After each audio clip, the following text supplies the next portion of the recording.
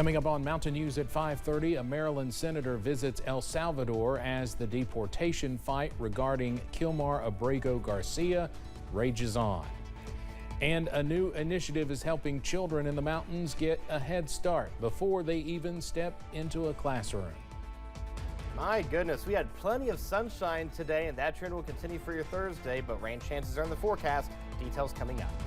Dedicated to southern and eastern Kentucky, this is WYMT Mountain News at 5:30. Good evening, I'm Steve Hensley. The federal judge overseeing the case of a man mistakenly deported to El Salvador says she will allow for expedited fact-finding to help her determine if the Trump administration is complying with her order that it facilitate his return back to the U.S. In court hearings so far, the judge has expressed growing frustration at the responses, or lack thereof, coming from the Department of Justice. CNN's Laura Aguirre has the story. This is an unsustainable and unjust moment. Democratic Senator Chris Van Hollen in El Salvador today, hoping to get eyes on Kilmar Abrego Garcia, a Maryland man whose deportation has set off a legal and constitutional rights firestorm. His request to the country's vice president went unfulfilled. He said he was not able to make that happen. The senator was also denied a phone call with Abrego Garcia, whose deportation case escalated to the Supreme Court last week, when all 9 justices voted unanimously to uphold a lower federal judge's ruling that the Trump administration work for Abrego Garcia's return and access to due process. The Supreme Court was clear. They must facilitate his release. It's the use of that word facilitate in the federal judge's ruling upheld by the Supreme Court at the center of the Trump administration's argument to leave Abrego Garcia where he is, suggesting that facilitate means the U.S. won't block his entry if El Salvador decides to release him. President Bukele said he was not sending him back. If he wanted to send him back, we would give him a plane ride back. U.S. officials allege that Abrego Garcia is a member of the MS-13 gang. Abrego Garcia's attorneys dispute that claim. While the judicial fight plays out in the U.S., Senator Van Hollen says his trip today is only the beginning. I may be the first United States senator to visit El Salvador on this issue, but there will be more, and there will be more members of Congress coming. I'm Laura Aguirre reporting.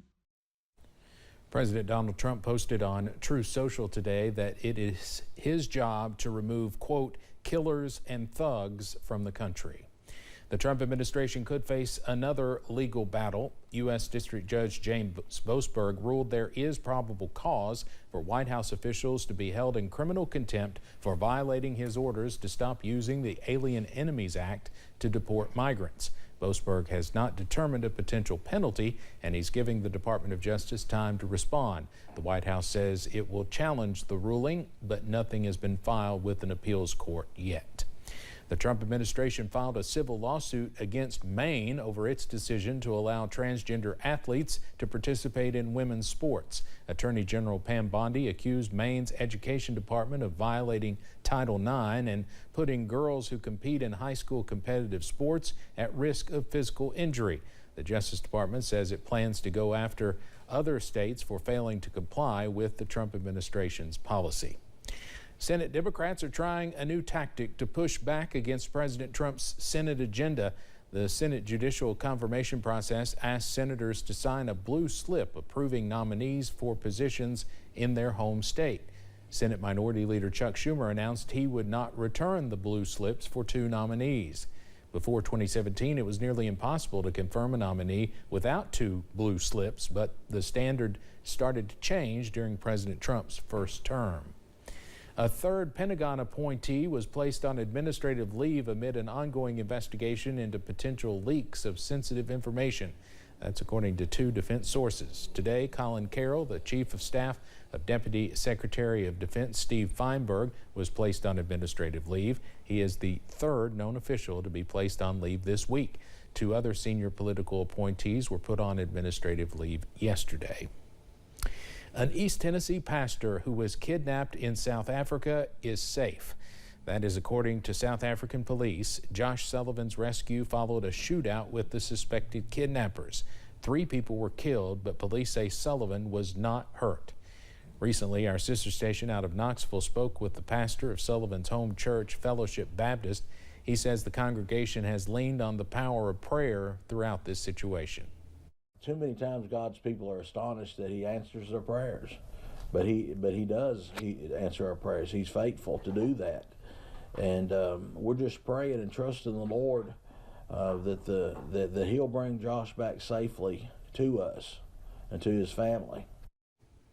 Some Tennessee lawmakers reacted to Sullivan's rescue. Senator Marsha Blackburn says she is grateful, and she also thanks the law enforcement officers who risked their lives to rescue him. Authorities have released body camera footage and photos from inside Gene Hackman's Santa Fe, New Mexico home. Hackman and his 65-year-old wife, Betsy Arakawa, were found dead in February. The recordings are from deputies investigating at Hackman's home after the bodies were first discovered. Hackman was found in the mudroom near the kitchen. One of the couple's dogs can be seen in the video footage. A deputy says the dog was guarding Arakawa's body near a bathroom.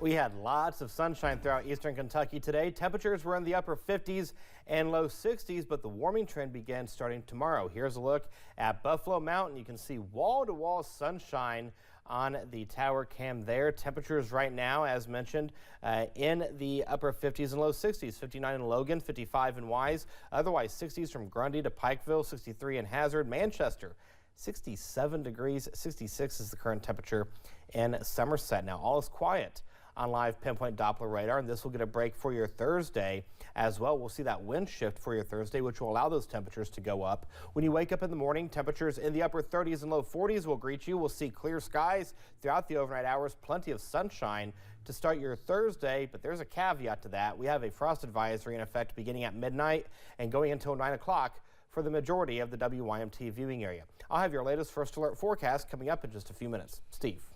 Eric, thanks. A new initiative is helping eastern Kentucky children get a head start before they even step into a classroom. WYMT's Caroline Mueller tells us how the Bright Start Explorers program is working to improve kindergarten readiness. With kindergarten readiness still recovering from the impact of the pandemic, a new program called Bright Start Explorers is aiming to help close the gap. Bright Start Explorers is particularly exciting because it brings together 3 top-notch partners in one comprehensive early learning strategy.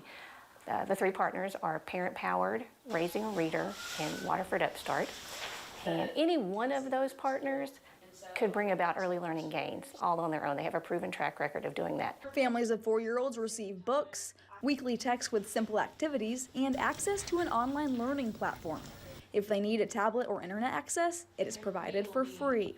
Students who enter kindergarten with social emotional skills, academic gains, are just much more likely to be successful in school for many more years after that. In Harlan County, educators say that kind of early exposure makes a noticeable difference. You can always tell when kids have been to preschool and when they've had really strong learning experiences from their parents or in their home. The kids come in, they're ready to receive instruction. They don't need quite as much instruction on procedures of the room. Director of Preschool Programs for Harlan County Schools, Leah Coots, says many children enter kindergarten behind, but programs like this one can help close that gap. Over half of our students traditionally come to us in kindergarten, not kindergarten ready. Coots added if that number can drop by 10 to 20%, it would be a drastic improvement for classroom instruction. In Harlan County, Caroline Mueller, WYMT Mountain News. The program is open to children who will be 4 years old by July 31st and not entering kindergarten this fall. More details are on our website, WYMT.com. Coming up on Mountain News at 5:30, a wrong number text could be more than a mistake. It might be a trap. How scammers use fake friendliness to steal your info. And we have plenty of sunshine today, but how long will the nice weather last? Details coming up.